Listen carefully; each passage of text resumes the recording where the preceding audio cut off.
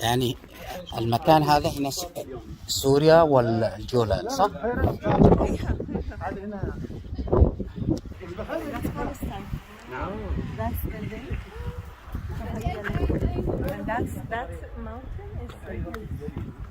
So that's all of it is part of on the other side. العمرات وسميت طبرية. وين طبرية الآن؟ هذه كيلو. هي نفسها بحيرة القليل هي طبيعية. في هذا الاتجاه. سميت طبرية نسبة لاتباع الملك الروماني بنى مدينة في جانب البحيرة وأطلق عليها تمام. لما نيجي الأول القليل ولا طبيعية؟ هي بالأصل بحيرة الجليل في الكتب المقدسة التوراة. قبل تبيريا. قبل. اوكي.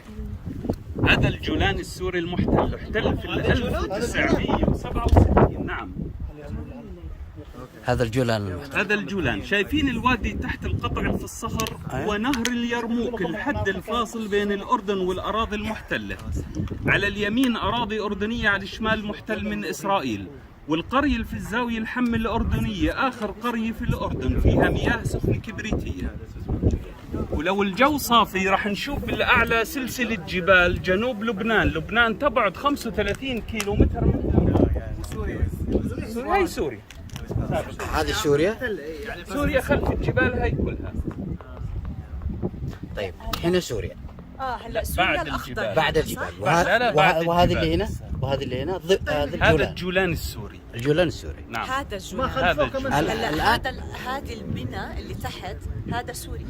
هذا البرك قصدك اللي تحت البرك. هذيك المدينة. لا هاي الحمة الأردنية. هاي أردنية. إذا هذا الشارع سوريا. الشارع اللي فوق بالأعلى هذا لسوريا بس مع إسرائيل. بالضبط. هذا الجولان المحتل. جولان المحتل في 67 بالضبط. هلا إذا الخضار هذا محتل.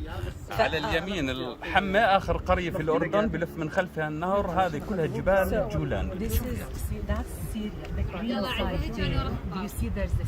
هلا شايف الجبل الموشح بالأبيض وصفحه أملس هناك؟ في هذا المكان هيا قبالنا الجبل عليه اشجار، في بعديه جبل سفحه املس وفي عليه زي الابيض لون ابيض. ايوه تحتيه حدثت معركه اليرموك. اذا هنا الجبل اللي موشح بالابيض شايفيته؟ هناك اللي بعد هذا اللي عليه خضار. اللي بعد اللي عليه الخضار حدثت معركة اليرموك وبلشت بقيادة أبو عبيدة عامر بن الجراح. كان معاه 30,000 مقاتل. عدد الرومان اللي خرجوا بقيادة هرقل 240,000 جندي. فلما شاف العدد هائل بعث رسول إلى خالد بن الوليد، كان في العراق، في طريقه فتح درعا وبصرى الشام ودمشق. استلم القيادة، بدل الميمنة بالميسرة والمقدم بالمؤخرة.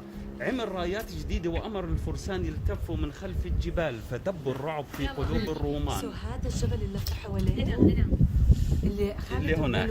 نعم. لف عليه. إذا بتروحي لهناك راح توجدي تلة خالد اللي كان عليها الرومان وموقع المعركة بالضبط. ايش احد هنا صارت؟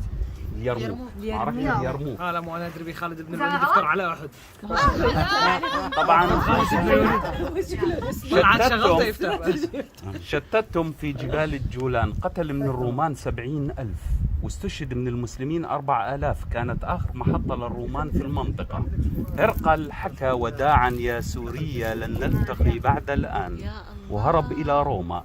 سوريا ودع الأردن، فلسطين، سوريا، لبنان وشمال العراق بكلامه هذا. إذن خالد بن الوليد هو اللي هزم. توفي أبو بكر الصديق في العراق.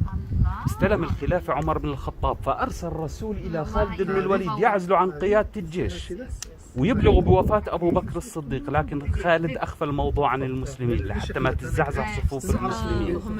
بعد انتهاء المعركة أبلغ المسلمين، تنازل عن القيادة لأبو عبيدة، شرحبيل بن حسنة وعمرو بن العاص، ودخلوا إلى المنطقة. نعم.